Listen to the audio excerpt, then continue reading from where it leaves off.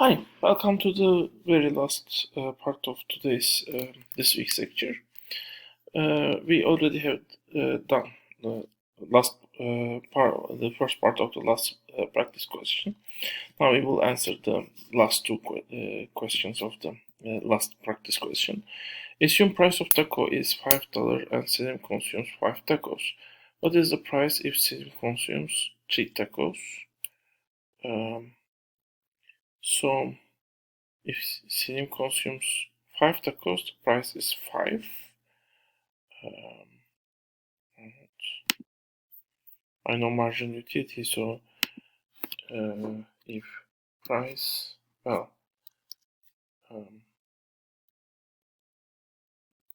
if price is 5, I can calculate mu over p. And if price is 5, 5 tacos are consumed. The margin utility of the 5th taco is 10. So basically, the margin utility divided by the price in that case will be 2. So for this 2 is Selim's margin utility over price for all goods, not only tacos, assuming low demand holds for Selim. So if he consumes basically 3 tacos, in that case this mu over p should still hold. So if we divide, what should be the price, so that 16 in that case, in mu 16 divided to that price will be 2. If the price is 8, then when we divide 16 to 8,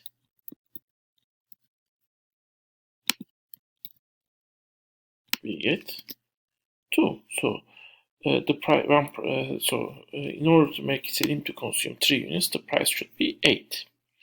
That's the answer. Assuming optimum consumption bundle of Selim is 6 tacos, 8 burgers. Price of taco is $1. Price of burger is $10. What is the mu of burger when Selim consumes 8 burgers? I mean, what is the margin utility of the last units? So again, 6 divided by 1 is the mu over p for both taco and hamburger. So if the price of hamburger is 10, margin utility of the last hamburger divided by 10 should give us 6. So mu of the 8 burger should be 60 in that case. So that's the answer.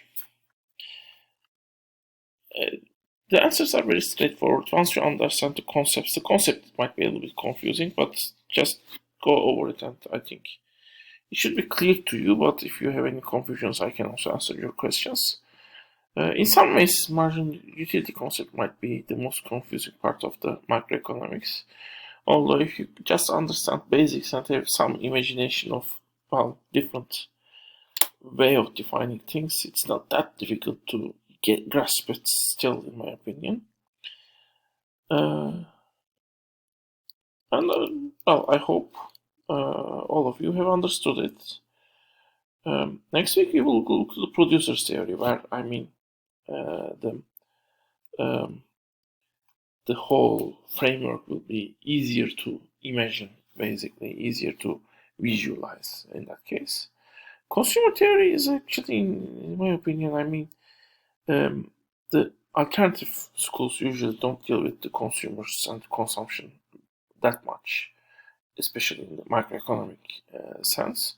And they have done a good job in creating a framework for consumption. I mean, that might be the best aspect of the mainstream economics, macroeconomics, basically.